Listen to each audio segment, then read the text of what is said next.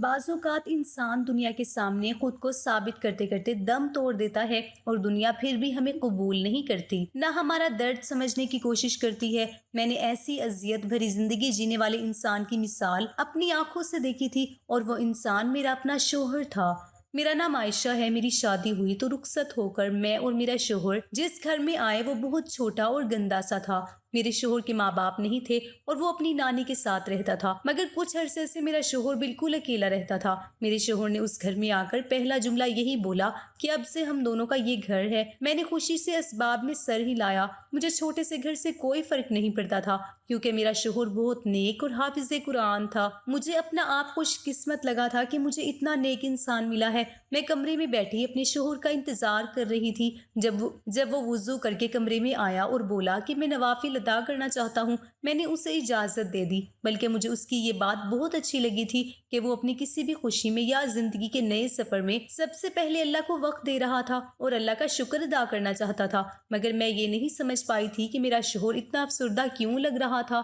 جب وہ مجھے بیاہ کر لایا تھا تو بہت خوش تھا، مگر اب اس کی آنکھیں بھیگ رہی تھی اور اس کا چہرہ بھی اداس لگ رہا تھا۔ میں نے سوچا کہ جب میرا شوہر نوافل پڑھ کر ہٹے گا تو میں اس سے اس کی اداسی کی وجہ پوچھوں گی۔ شاید وہ اپنے والدین کو یاد کر رہا تھا یا پھر کوئی اور وجہ تھی۔ میں اس کا غم بانٹنا چاہتی تھی، کیونکہ میں خود بھی ایک لاوارث لڑکی تھی جو یتیم خانے میں پلی بڑھی تھی اور پھر ایک اسکول میں نوکری کر کے ہاسٹل میں شفٹ ہو گئی تھی۔ میں اپنے شوہر سے اپنے اسکول سے ملی تھی۔ وہ قرآن کی کلاس لینے آتا تھا اور سب اسے حافظ صاحب کہتے تھے۔ وہ جوان لڑکا تھا، مگر اس کی شرافت اور نظر جھکا کر رکھنے کی عادت کی وجہ سے سب اسکول والے اسے بہت عزت دیتے تھے۔ جب مجھے پتا چلا کہ اس کے آگے پیچھے کوئی نہیں ہے تو وہ مجھے اپنے جیسا تنہا انسان ہی لگا تھا۔ وہ بہت شریف انسان تھا جو اپنے کام سے کام رکھتا تھا۔ مجھے بھی اپنے لیے ایک ایسے مرد کی تلاش تھی جو میرے ساتھ وفاداری سے زندگی گزارے، کیونکہ مزاجن میں بھی مذہبی قسم کی لڑکی تھی۔ میں بہت خوبصورت تھی اور ہمیشہ میں نے لوگوں کو اپنی طرف مائل ہوتے دیکھا تھا، مگر مجھے آج کل کے دنیا پرست اور لاپرواہ لڑکے اچھے نہیں لگتے تھے، اس لیے میں سب سے پرہیز کرتی تھی۔ مگر مجھے حافظ صاحب بہت اچھے لگے تھے تو میں نے خود ان سے شادی کی بات کی اور صاف گوئی سے بتایا کہ میں ایک لاوارث لڑکی ہوں اور یتیم خانے میں پلی بڑی ہوں۔ میرے آگے پیچھے کوئی نہیں ہے۔ میں جوان تھی اور اب میری شادی کی عمر تھی، لیکن میں جانتی تھی کسی غریب لڑکی کو کوئی بھی نہیں اپنائے گا، نہ ہی میری شادی کا کوئی سوچنے والا تھا۔ میں نے صرف ایک امید کے ساتھ ان سے اپنے رشتے کی بات کی تھی اور انہیں بتایا تھا کہ میں نے اپنا فیصلہ خود کرنا ہے اور کوئی بڑا نہیں ہے، اس لیے وہ میری بات کا برا نہ مانے۔ مگر مجھے تب حیرت ہوئی جب اس نے مجھے ہاں کہہ کر سادگی سے جلد نکاح کرنے کا بولا۔ وہ میری بات سمجھ گیا تھا اور اسے میری شادی کی بات اچھی لگی تھی۔ میں خوش ہو گئی کہ اب میرا بھی کوئی اپنا ہوگا۔ میں نے اپنے ہونے والے شوہر کی ہی ہدایت پر اپنی ایک ساتھی ٹیچر کے ساتھ مل کر ایک مڈل کلاس محلے میں اپنی ضرورت کے مطابق چھوٹا سا گھر کرائے پر پسند کر لیا۔ میری اسکول کی میڈم نے مجھے اپنے گھر آ کر رہنے کی دعوت دی۔ وہ بولی کہ میں چاہتی ہوں تم میرے گھر سے باقاعدہ رسم و رواج کے ساتھ رخصت ہو کر جاؤ۔ میں ہاسٹل سے اپنا سامان لے کر وہاں شفٹ ہو گئی۔ میری میڈم نے ہماری نکاح کا سارا انتظام خود کیا تھا۔ میڈم کے ایک بزرگ چچا ان دنوں ان کے ہاں رہنے آئے ہوئے تھے۔ وہ مفتی بھی تھے اور عالم دین بھی۔ میری خوش قسمتی تھی کہ انہوں نے خود میرا نکاح پڑھانے کا کہا، کیونکہ وہ مجھ جیسی یتیم مسکین لڑکی کے سر پر ہاتھ رکھ کر ثواب کمانا چاہتے تھے۔ یوں انہوں نے میرا نکاح پڑھایا۔ ہمارے نکاح میں بس میرے اسکول کے تمام اسٹاف کے ساتھ ساتھ میرے شوہر کے کچھ دوست شامل تھے۔ ہمارا نکاح ہوا اور میں رخصت ہو کر اپنے شوہر کے ساتھ اس چھوٹے سے گھر میں آ گئی تھی۔ میں نے نکاح کے بعد دل میں عہد کر لیا تھا کہ میں اپنے شوہر کی دکھ سکھ کی ساتھی بنوں گی اور اپنی ذمہ داریاں پوری ایمانداری سے نبھاؤں گی، کیونکہ میں ساری زندگی ایک گھر کے لیے ترستی رہی تھی اور مجھے اپنوں کی کمی نے بہت رلایا تھا، اور میرے پاس میرا واحد اپنا قریبی رشتہ میرے شوہر کا تھا۔ اس لیے میں اپنے شوہر کا انتظار کرنے لگی کہ وہ نوافل پڑھ کر فارغ ہو تو اس کی اداسی کی وجہ پوچھوں، مگر میں نے محسوس کیا کہ وہ سجدے میں جب سے گیا تھا اس نے دوبارہ سر نہیں اٹھایا تھا۔ میں اس بات سے گھبرا گئی اور جب ڈرتے ڈرتے اٹھ کر میں نے اپنے شوہر کو ہلایا تو ایک طرف لڑک گیا۔ اس کے بے جان وجود کو دیکھ کر میں بے ساختہ چیخ پڑی تھی۔ میں نے سمجھا میرا شوہر صرف بے ہوش ہوا ہوگا۔ میں نے پہلے تو اپنے شوہر کو جگانے کی بہت کوشش کرتی رہی، اسے آوازیں دیتی رہی۔ میں کمزور سی لڑکی تھی جو اس حالت کو دیکھ کر گھبرا گئی تھی، اس لیے سمجھ نہیں پائی کہ کیا کروں اور کیا نہیں۔ روتے ہوئے میں نے اپنا موبائل اٹھایا۔ جس ساتھی ٹیچر نے میرے ساتھ گھر ڈھونڈا تھا اس کا شوہر ڈاکٹر تھا۔ میں نے اسے डॉक्टर को फ़ोन करके अपने शोहर की हालत बताई और उसे जल्द अपने शोहर को भेजने की दरख्वास्त की। मैं बुरी तरह डरी हुई थी। मैंने अपने शोहर को खींचकर जैसे तैसे उस जानिमाज़ पर सीधा किया। उसी वक्त दरवाजे पर दस्तक होने लगी। मैंने जाकर दरवाज़ा खोला तो डॉक्टर साहब आ चुके थे। मैं उन्हें लेकर जब कमरे में आई तो वो मेरे शोहर को जानिमाज़ पर पड़ा देखकर चौंक गए। डॉक्टर को वहां कमरे में छोड़कर मैं कमरे से निकल गई ताकि अपने शोहर के लिए दूध गर्म करके ले जाऊं। मुझे लगा वो थकन या परेशानी का शिकार होकर बेहोश हुआ होगा, मगर अभी मैं किचन में खड़ी थी कि डॉक्टर चीख मारकर भागता हुआ कमरे से निकला। मैं घबरा गई। डॉक्टर ने कमरे से निकलते हुए मुझे बताया कि तुम्हारा शोहर मर चुका है, और उसके साथ ही डॉक्टर ने मुझे एक निहायत अजीब बात बताई जो मेरे होश उड़ा गई। मैं घबरा कर कमरे में गई तो मेरा शोहर अब भी नीचे जायनमाज पर पड़ा हुआ था। मैं चीख चीख कर रोने लगी। मेरा घर बनने से पहले ही टूट गया था। मुझे लगा मैं ही मनहूस हूँ जिसका हर रिश्ता उससे दूर हो जाता है। मैं पूरी रात अपने शोहर की मैयत के पास अकेली बैठी रोती रही और अपना सिंगार भी नोच डाला। मैंने कभी अपनी जिंदगी या हालात पर गिला शिकवा नहीं किया था। ना अल्लाह से नाराज होती थी कि मैं यतीम खाने में क्यों पैदा हुई, ना मैं लोगों से हमदर्दी लेती थी, बल्कि मुझे लगता था कि मैं बहुत लोगों से अच्छे हाल में रही हूँ। मेरी इज्जत महफूज है और मुझे कभी ऐसे वैसे लोगों या बुरे हालात का सामना नहीं करना पड़ा था। मगर पहली बार आज मैं चीख चीख कर रो रही थी। मेरा अपने शोहर से कोई बरसों पुराना रिश्ता या कोई दिली लगाव नहीं था, मगर वो मेरा शोहर बन चुका था और मेरे दिल में उसके एहतराम के साथ अनसत भी पैदा हो गई थी। मगर किस्मत ने मेरे साथ बहुत बुरा खेल खेला था। अगर मेरे शोहर मेरी जिंदगी में कभी शामिल ना हुआ होता तो मुझे उसकी मौत का गम भी ना होता। वो मेरी जिंदगी में शामिल होकर मर गया था और मुझे लगा था कि मैं सारी जिंदगी इस गम को नहीं भुला सकती थी। मैं अकेली बैठकर रोती रही। जब सुबह का उजाला फैला तो फजर के लिए हर कोई जागने लगा। मैं अपने मरहूम शोहर के पास निढाल सी बैठी थी। जब मैंने हल्की रोशनी फैलने पर इर्द गिर्द लोगों की आवाजें महसूस की, मगर किसी ने हमारे घर झांकने की कोशिश तक न की थी। न किसी को खबर हुई कि हमारे घर पर क्या क़यामत टूट चुकी थी। मुझे पहली बार ये ख्याल आया कि अल्लाह ने क्यों हम दोनों का नसीब जोड़ा था। मेरे नसीब में तो एक और गम लिखा था, मगर अल्लाह ने मेरे शोहर की मौत पर रोने वाला भी किसी को बनाना था। वो भी अकेला था, और अगर आज अकेला मरता तो शायद किसी को बिल्कुल खबर ही ना होती। अब तो उसकी मौत पर रोने के लिए मैं मौजूद थी। मैंने दिन निकलने पर खुद को संभाला। पहली फुर्सत में अपना सुर्ख उरूसी जोड़ा बदलकर सादा लिबास पहना, और ऐसा करते हुए मेरा दिल अजियत से साकिन हो गया था और मैं एक बार फिर फूट फूट कर रो दी थी। मेरे चेहरे की रौनक एक ही रात में खत्म हो चुकी थी। मैं वीरान आंखों से अपने शोहर को देखने लगी। अब उसके आखिरी सफर की तैयारी मुझे ही करना थी। मैं कभी सोच भी नहीं सकती थी कि जिंदगी के किसी मोड़ पर मुझे किसी इंसान की ऐसी जिम्मेदारी उठाना पड़ेगी। मेरे दिल में बेसाख्ता ख्याल आने लगा कि काश मेरे शोहर की जगह मैं ही मर जाती तो आज मेरा कफन दफन मेरा मरहूम शोहर इज्जत से करता। अब तो ना जाने आगे जाकर मेरी जिंदगी कैसी होने वाली थी। मैंने घर से निकलकर मोहल्ले की एक छोटी सी मस्जिद ढूंढी। उस मस्जिद के दरवाजे पर एक बूढ़ा शख्स खड़ा हुआ था। मैंने उस बूढ़े से मस्जिद के इमाम के बारे में सवाल किया तो वो बूढ़ा बहुत अजीब सी बात बोला। उसने कहा कि इस मस्जिद का कोई इमाम नहीं है, हम चंद गिने चुने नमाजी हैं जो यहाँ आते हैं। हम में से जो भी नमाजी वक्त से पहले आ जाता है वही अजान दे देता है और वही इमामत भी करवा देता है। मैं उसकी बात पर हैरान रह गई कि ऐसा कैसे हो सकता है, किसी मस्जिद का कोई रखवाला या इमाम ना हो। मेरी हैरत पर उस बूढ़े ने बताया कि इस मोहल्ले में सब लोग गरीब हैं और कुछ लापरवाह भी। इमाम मस्जिद को कोई भी खाना या पैसा नहीं देता, इसलिए अब इस मस्जिद का कोई इमाम नहीं है। फिर कुछ रुक कर वो बूढ़ा बोला कि कुछ रोज पहले एक जवान लड़का यहाँ आया था और उसने हमसे कहा था कि वो जल्द इस मोहल्ले में शिफ्ट हो जाएगा और इस मस्जिद की जिम्मेदारी वो उठा लेगा। वो लड़का हाफिज कुरान था और उसने एक बार इमामत भी करवाई। अब हम उसका इंतजार कर रही हैं, मगर वो उस रोज के बाद लौटा ही नहीं। मुझे उस बूढ़े की बात से महसूस हुआ कि वो मेरे शोहर की बात कर रहा है। उसने जो हुलिया बताया वो मेरे शोहर का ही था। मैं बेसाख्ता रोने लगी। मैंने रोते हुए उस बूढ़े से कहा कि शायद जिस आने वाले नए इमाम साहब की वो बात कर रहा है वो मेरा शोहर है और वो कल रात मेरे साथ यहाँ आया था, मगर उसकी रात को ही नवाफिल पढ़ते हुए मौत वाक़िया हो गई, जिसकी वजह से वो मस्जिद में नहीं आ सका। वो बूढ़ा ये बात सुनकर अफसोस से सर हिलाने लगा। मैं और किसी को नहीं जानती थी, इसलिए उस बूढ़े से दरखास्त की कि वो मेरे शोहर को गुस्ल दे दे। मेरी दरखास्त पर वो बूढ़ा मान गया और मेरे साथ चल पड़ा। मैंने घर जाकर पैसे उठाए ताकि मैं अपने शोहर के लिए कफन खरीद सकूं। उसी बूढ़े की मदद से पहले मैंने बाजार से कफन दफन का साजो सामान ढूंढा और अपनी जमा पूंजी से गुस्ल के लिए हर जरूरत की शय ले ली। ہم گھر آئے تو میں اس بوڑھے کو اپنے کمرے میں لے گئی. میں نے اسے کہا کہ میں اس میں پانی بھر دوں گی، اس لیے وہ میرے شوہر کو یہاں پر غسل دے دے.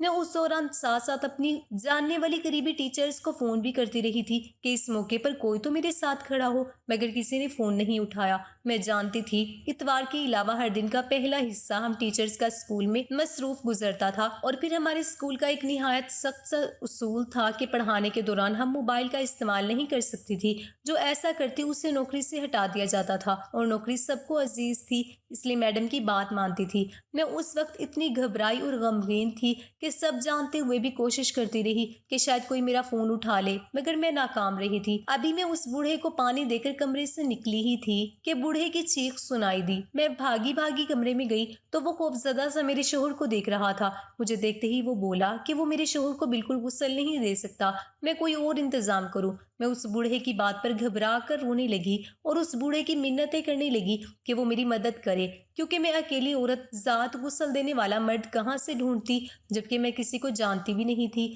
مگر میرے رونے اور منتیں کرنے پر بھی اس بوڑھے نے مجھے صاف انکار کر دیا اور بالکل وہی بات دہرائی جو رات کے وقت میرے شوہر کا چیک اپ کرتے ہوئے ڈاکٹر نے کی تھی. میں حیرت سے کھڑی تھی کہ آخر یہ سب کیا ہو رہا تھا. وہ بوڑھا بھی گھر سے نکل کر چلا گیا. میں حیران پریشان سی بیٹھی تھی. اس ڈاکٹر اور بوڑھے کی عجیب سی بات پر مجھے بالکل یقین نہیں تھا، مگر دو الگ الگ افراد نے ایک ہی بات کی تھی، اس لیے شک کی کوئی گنجائش بھی باقی نہیں رہتی تھی. مجھے یہ پریشانی ہونے لگی کہ اگر ایسے ہی چلتا رہا تو میرے شوہر کو غسل کون دے گا اور میں کیسے اس کے جنازے کا بندوبست کروں گی. مجھے اپنے شوہر پر ترس آنے لگا جس کے ساتھ ایسا ہو رہا تھا. کوئی بھی اس کی مدد کرنے کو تیار نہ تھا. میں نے روتے ہوئے دل میں عزم کیا کہ میں اس آخری فرض کو بھی خود نبھاؤں گی اور اپنے شوہر کو خود غسل دوں گی. مجھے غسل دینا بالکل نہیں آتا تھا، نہ ہی میں یہ جانتی تھی کہ کوئی عورت اپنے شوہر کو غسل دے سکتی ہے یا نہیں، مگر میں اس وقت صرف اپنے شوہر کی مدد کرنا چاہتی تھی. میں اسے اس دنیا میں آخری لمحوں میں یوں لاوارث اور اکیلا نہیں چھوڑ سکتی تھی. میں اسی وقت کمرے میں گئی. بوڑھے کی مہربانی سے سارا سامان اور پانی تیار ہو چکا تھا، اب صرف مجھے غسل دینا تھا.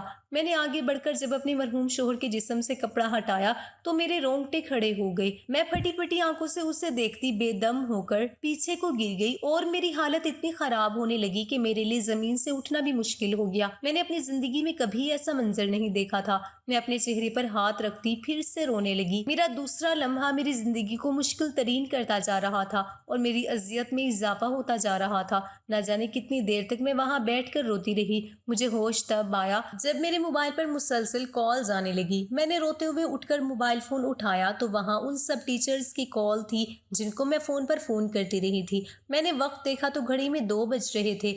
وقت تیزی سے گزر رہا تھا، مگر مجھے وقت بھی ایسا لگا جیسے میں 1 سال سے اس اذیت میں مبتلا بیٹھی ہوں اور میرا غم اب مجھ سے برداشت نہیں ہو رہا تھا. اوپر سے جو نیا مسئلہ کھڑا ہو چکا تھا، اس کے بعد کوئی میرے شوہر کو غسل نہ دیتا اور میں اپنے شوہر کو دیکھنے کے بعد ابھی تک ہوش میں ہی نہیں آ رہی تھی کہ خود اٹھ کر غسل دیتی. میں نے پھر سے ایک ٹیچر کی کال اٹینڈ کر کے موبائل کان سے لگایا اور روتے ہوئے بولی کہ مس میرے شوہر کی موت ہو گئی ہے. خدا کے لیے مجھے سہارے کی ضرورت ہے اور میں اس وقت بالکل اکیلی ہوں اور بہت بڑی اذیت کا شکار ہوں. میں ایک ہی سانس میں روتی چلی گئی تھی. وہ ٹیچر میری بات سن کر بوکھلا گئی اور افسوس سے بولی کہ یہ کیسے ہوا، ابھی کل ہی تو تمہاری شادی ہوئی تھی اور تمہارا شوہر بالکل ٹھیک تھا. وہ مجھ سے افسوس کا اظہار کرنے لگی اور پھر مجھے تسلی دیتے ہوئے بولی کہ میں ابھی اسکول میں ہی ہوں اور میرے ساتھ باقی سب ٹیچرز بھی موجود ہیں کیونکہ آج ایک بہت ضروری میٹنگ تھی جس کی وجہ سے چھٹی کے بعد بھی سب کو رکنا پڑا. میں سب کو بتاتی ہوں ہم تھوڑی ہی دیر میں تمہارے گھر پہنچ جائیں گے. اس ٹیچر کی بات سے مجھے قدرے ڈھارس ملی تھی. گھر کا پتہ وہی ٹیچر جانتی تھی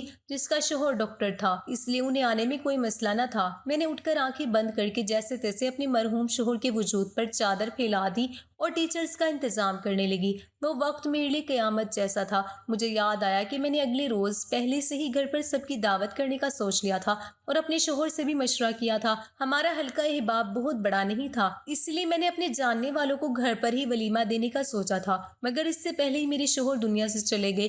میں اپنی شادی کا سوچ سوچ کر رونے لگی. اپنے ہاسٹل سے سامان اٹھا کر لاتے ہوئے میں بہت خوش تھی اور سب سے مل کر اپنی شادی کا بتایا تھا اور کہا تھا کہ میں اپنے گھر میں رہوں گی مگر اس گھر میں شاید میرا بس اتنا ہی وقت لکھا تھا۔ میں اپنی زندگی کے بارے میں سوچ سوچ کر دکھ سے رو رہی تھی۔ جب میری سب دوستیں پہنچ گئی، ان سب کو دیکھ کر بے ساختہ اونچی آواز میں رو پڑی۔ گھر کے چھوٹے سے صحن میں میری تڑپ تڑپ کر رونے کی ایسی آوازیں گونجی تھی کہ ارد گرد محلے والے بھی متوجہ ہونے لگے، اور کچھ ہی دیر بعد میرے گھر میں محلے کی عورتیں جمع ہو گئی۔ تب انہیں خبر ہوئی کہ ایک روز پہلے اس گھر میں کوئی دلہن شفٹ ہوئے تھے اور آج اس لڑکی کی موت بھی ہو گئی تھی۔ یہ ایسا غم تھا کہ سب لوگ بے ساختہ افسوس کرنے لگے۔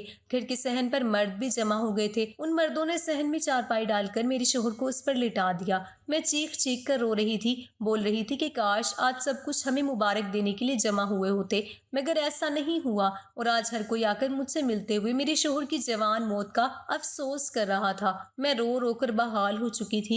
یکدم میرا دل ویران سا ہونے لگا اور میں سب کچھ بھلائے نیم بے ہوش سی ہو گئی۔ اب مرحلہ میرے شوہر کو غسل دینے کا تھا، مگر سب مرد خاموشی سے کھڑے رہے، کیونکہ وہ سب بالکل ان پڑھ اور انجان تھے۔ ان کی اموات پر غسل دینے والے لوگ آتے تھے، اور آج کوئی بھی میسر نہیں تھا۔ میں سمجھ نہیں پا رہی تھی کہ میرے نیک اور شریف شوہر کے ساتھ ایسا کیوں ہو رہا تھا۔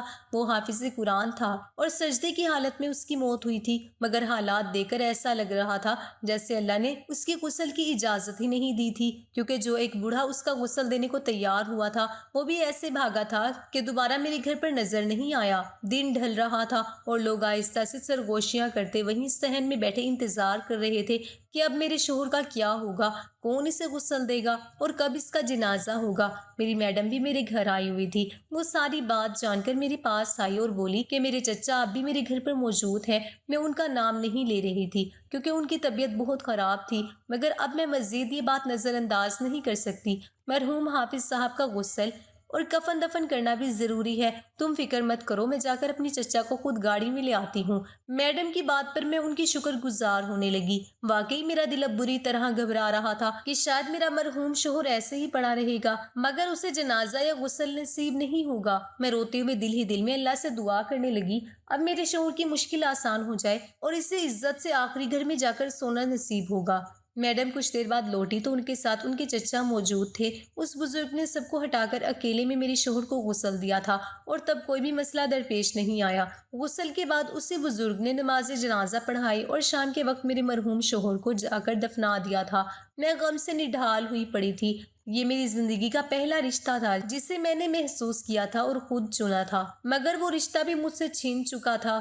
میڈم مجھے اپنے ساتھ چلنے کا بولتی رہی، مگر میں کچھ دن مزید اس گھر میں رہنا چاہتی تھی۔ میں نے اس گھر میں رک رک کر ہر لمحہ تصور کیا تھا کہ اگر ہم شادی شدہ ہوتے اور میرا شوہر زندہ ہوتا تو ہم کیسے اپنی سادہ سی زندگی بسر کر رہے ہوتے۔ مجھے اس گھر میں ابھی دوسرا دن تھا کہ ایک روز دروازے پر کوئی بوڑھی آئی اور میرے شوہر کے بارے میں پوچھنے لگی۔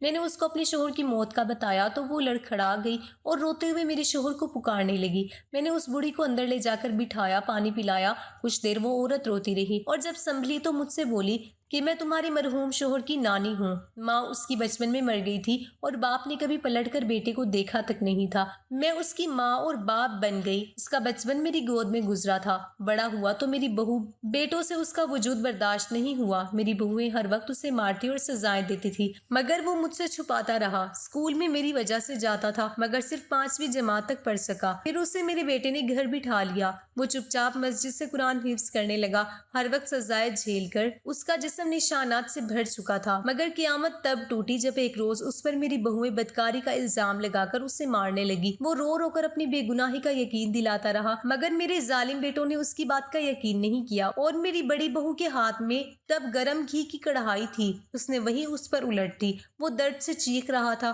میں بے بسی سے اسے بچانے کی کوشش کر رہی تھی، مگر جب اس پر گرم تیل الٹایا گیا تو میرا دل ایک جھٹکے سے بند ہونے لگا۔ میں تکلیف میں مبتلا ہو کر زمین پر گر گئی۔ میرے بیٹے ہسپتال لے گئے اور پیچھے میری بہوؤں نے اسے اسی حال میں دھکے دے کر گھر سے نکال دیا۔ وہ زخمی وجود کے ساتھ مسجد میں رہنے لگا۔ نہ اس نے اپنی تکلیف کا کسی کو بتایا، نہ اس کا علاج ہوا۔ بہت عرصے بعد اس کا مجھ سے رابطہ ہوا تو اس نے بتایا کہ وہ حافظ قرآن بن چکا ہے اور اب لوگوں کو قرآن پڑھاتا ہے۔ میں بہت خوش ہوئی، مگر کچھ دن پہلے اس نے مجھے فون پر بتایا کہ اس نے شادی کر لی ہے اور وہ مجھے اپنے ساتھ رکھنا چاہتا ہے۔ بیمار رہتی ہوں اور دعاؤں پر میرا گزارا ہوتا ہے، اس لیے اس پر بوجھ نہ بننے کی سوچ کر میں نے صاف انکار کر دیا۔ وہ یہ بات دل کو لگا کر کال کاٹ گیا۔ میں تو بیمار تھی تو آ نہ سکی، اب بہتر ہوئی تو اس سے ملنے آئی تھی۔ وہ بوڑھی مجھے سب بتا کر پھر سے رونے لگی، جبکہ میں پتھرا چکی تھی۔ مجھے یاد آیا کہ جو بوڑھے کے انکار کے بعد میں اپنے شوہر کو غسل دینے گئی تھی تو اس کے وجود سے کپڑا ہٹانے پر مجھے اس کی جلد پر گھڑے اور بہت بدنما سے داغ نظر آئے تھے،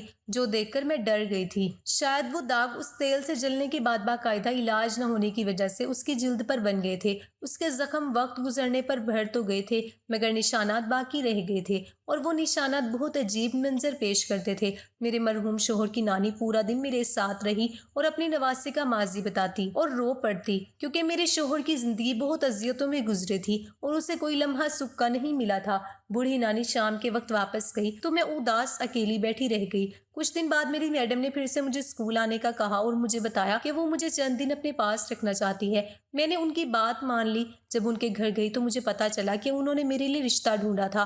میں نے صاف انکار کر دیا کہ میں شادی بالکل نہیں کروں گی۔ جب اس سلسلے میں میڈم کے چچا مفتی صاحب نے مجھ سے بات کی تو مجھے یکدم ڈاکٹر اور اس بوڑھے کی کہی بات یاد آئی، اور میں نے مفتی صاحب سے ہی اس بارے میں پوچھ لیا کہ وہ دونوں مجھ سے بولے تھے کہ میرے شوہر کے جسم سے کپڑا ہٹانے کی کوشش کی تو ان دونوں کے ہاتھ جیسی انجانی طاقت نے جگڑ لیے اور ان کے ہاتھ میں درد سا اٹھا تھا۔ یہ بات بہت عجیب سی تھی جس پر مجھے یقین نہیں تھا۔ جبکہ میں نے کپڑا ہٹایا تو آرام سے ہٹ گیا۔ مفتی صاحب نے یہ سن کر کہا کہ تم جانتی ہو تمہارے شوہر کے جسم پر نشانات تھے، وہ بہت عجیب تھے، اور یقیناً اپنی زندگی میں تمہارا شوہر وہ کسی کو نہ دکھاتا۔ اللہ نے اس کا پردہ رکھنا تھا۔ شاید وہ ڈاکٹر اور بوڑھا اس کے جسم کا وہ راز نہ رکھتے اور لوگوں کو بتاتے، اس لیے اس وقت اللہ کی طرف سے وہ کپڑا ہی نہیں ہٹا سکے۔ میں چونک گئی۔ میری ساتھی ٹیچر اکثر جو باتیں کرتی اس سے اندازہ ہوتا تھا کہ اس کا شوہر جن مریضوں کا معائنہ کرتا اس کے جسم کی ہر خوبی اور خامی اپنی بیوی کو بتاتا تھا۔ میں اس بوڑھے کو تو نہیں جانتی تھی مگر وہ ڈاکٹر واقعی ایسا تھا۔ یہ میرے شوہر کے ان نشانات کا سب کو بتا دینا تھا۔ اللہ نے میرے مرحوم شوہر کا راز رکھا تھا اور نیک انسان سے اس کا جنازہ پڑھوایا تھا۔ کچھ دن بعد مفتی صاحب کے پھر سے سمجھانے پر میں نے دوسری شادی کی حامی بھر لی تھی۔ عدت کے بعد میرا سادگی سے نکاح ہو گیا۔ میرا دوسرا شوہر بھی اچھا انسان ہے اور میرا خیال رکھتا ہے، مگر میں چاہ کر بھی اپنے پہلے شوہر کو بھول نہیں سکی اور اب بھی اس کی مغفرت کی دعا کرتی ہوں۔ دعا ہے کہ اللہ پاک میرے شوہر کو جنت نصیب فرمائے۔ تمام ناظرین کمنٹ سیکشن میں آمین ضرور لکھیے گا۔